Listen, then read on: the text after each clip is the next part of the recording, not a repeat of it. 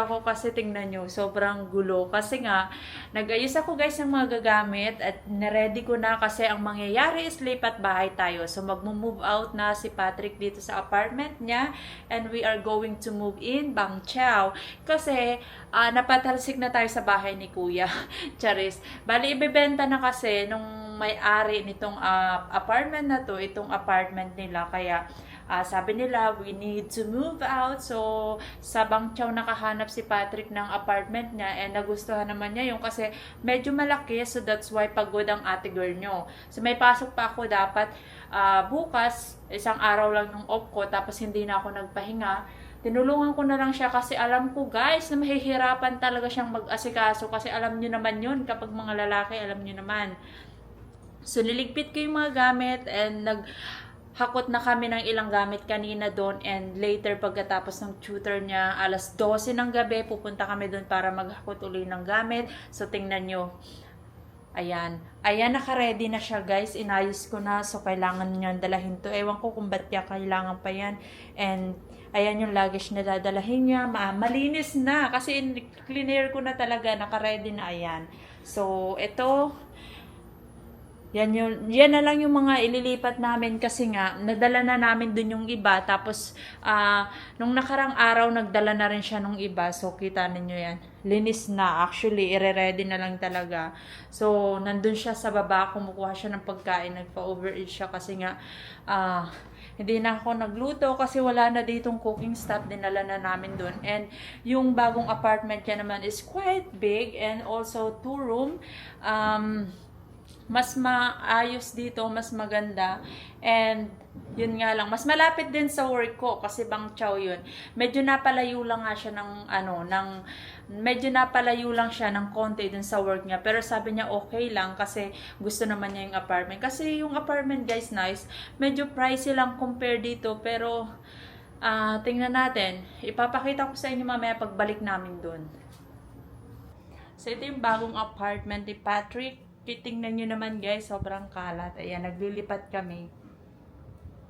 Hindi pa tapos. Pero kasi may pasok ako bukas, kaya tutulungan ko siya. Ayan. Sobrang kalat. Kailangan ko siyang tulungan mag-ayos. Ayan. Tapos ito yung balcony. Paano ba ito binubuksan? Ayan. Gabi na.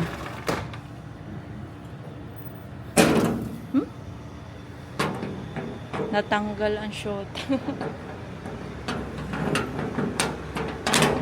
Oh. May washing machine.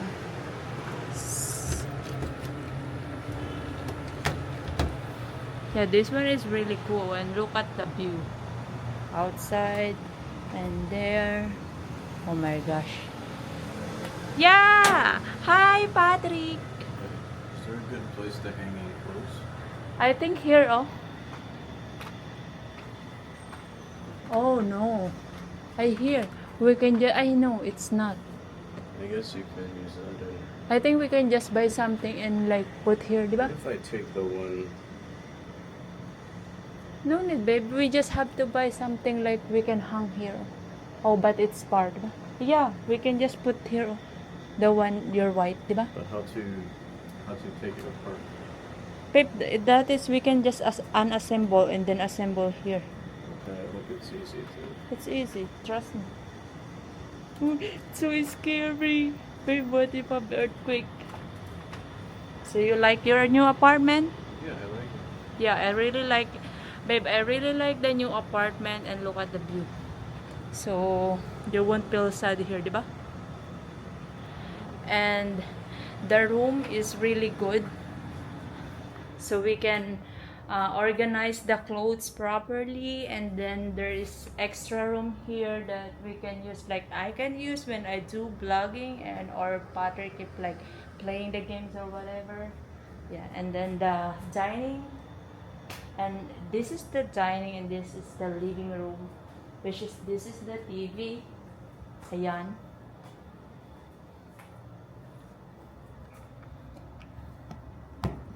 So, mag-aayos muna ako guys kasi kailangan kong tulungan si Patrick kasi may pasok na naman ako. Hindi na naman niya ito maayos at kita mo naman Hirap na hirap magbuhat. Walang elevator, guys.